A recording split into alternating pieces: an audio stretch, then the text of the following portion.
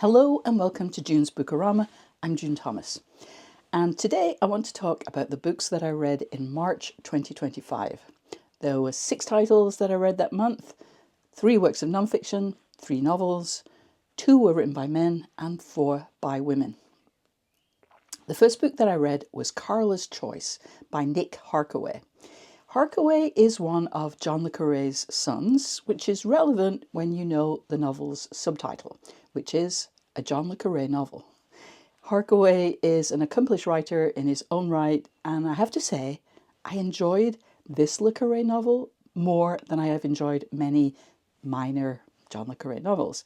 It's set in the period between The Spy Who Came In From the Cold and Tinker Tailor Soldier Spy, which was a really good time for George Smiley, who is at the centre of this book. If you were to ask him, "How's Anne, George?"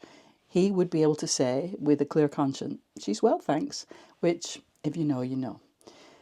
In many ways, this felt like a chance to sort of address some of the weaknesses of the real le Carré's writing, especially the thin or sometimes barely existent portraits of women. I really enjoyed this book, and if you're in the market for a good spy novel, this would be a really good choice.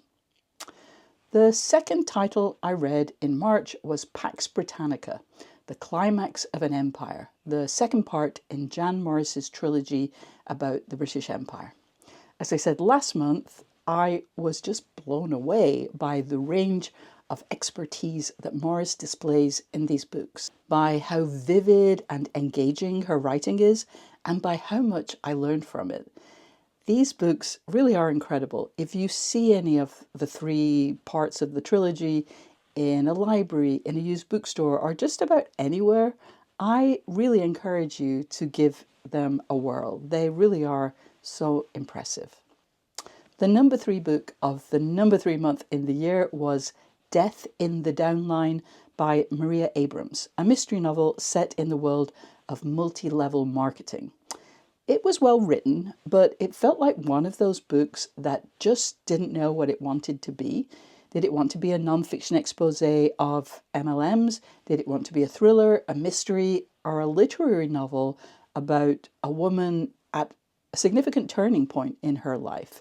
Drew, the main character, has just been let go from her entry-level journalism job.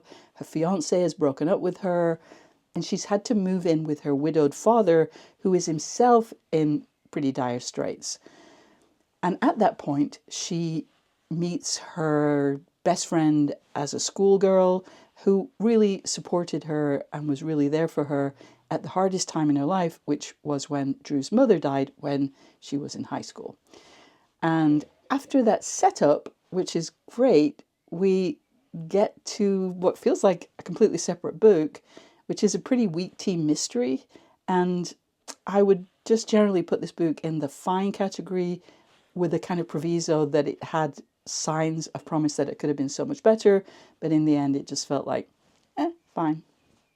I then read Her Husband, Ted Hughes and Sylvia Plath, A Marriage, by Diane Middlebrook, which, I confess, I have now mentally conflated with Janet Malcolm's The Silent Woman, another book about Sylvia Plath and Ted Hughes, which I read in February.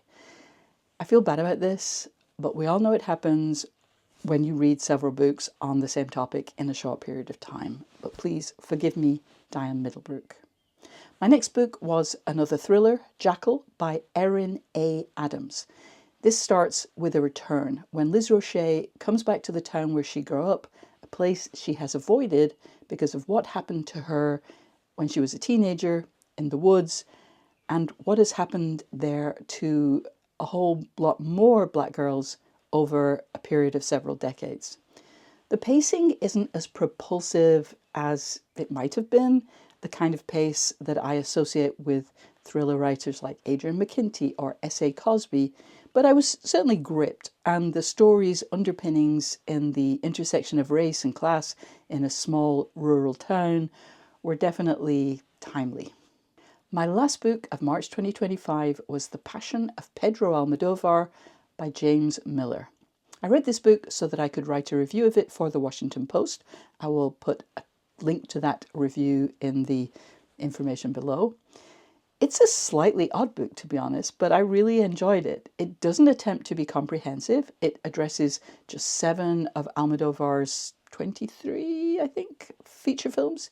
He talks about them in what seemed to me to be an unexpected and slightly, I don't know, vague order, and makes what I consider to be an unsuccessful attempt to link Almodóvar's movies with the ideas of various eminent philosophers. At the same time, there is a freshness to Miller's perspective and an admirable restraint that I really respected. As somebody who has tried or has written about Almodóvar on several occasions, I know how the self-referential nature of his films can be kind of crazy making, actually. And Miller avoided that trap, which really is not nothing. Even if I didn't understand exactly what the book is trying to accomplish, I really enjoyed it. Miller throws out some truly fascinating ideas. They're more in the kind of level of conversation starters or kind of prompts for further thought. Miller is a professor at the New School in New York. His PhD is in the history of ideas. His previous books have been about rock and roll and democracy and various philosophers. So although he comes to Almodóvar with no particular academic expertise in Spain or films, many of his observations felt really fresh and fascinating to me. Like this, it was a true generalist coming to a very specific and idiosyncratic filmmaker. I absolutely recommend this book to my fellow Almodóvareños and Almodóvareñas. All right, that is it for my March reading. Please let me know if you have any questions or comments about the books that I read. Also, if you have any questions about A Place of Our Own, 6 Spaces That Shaped Queer Women's Culture, out in the UK in paperback on June 5th. Any questions about any topics, please ask them in the comments below. Thanks for watching. I'll see you next time.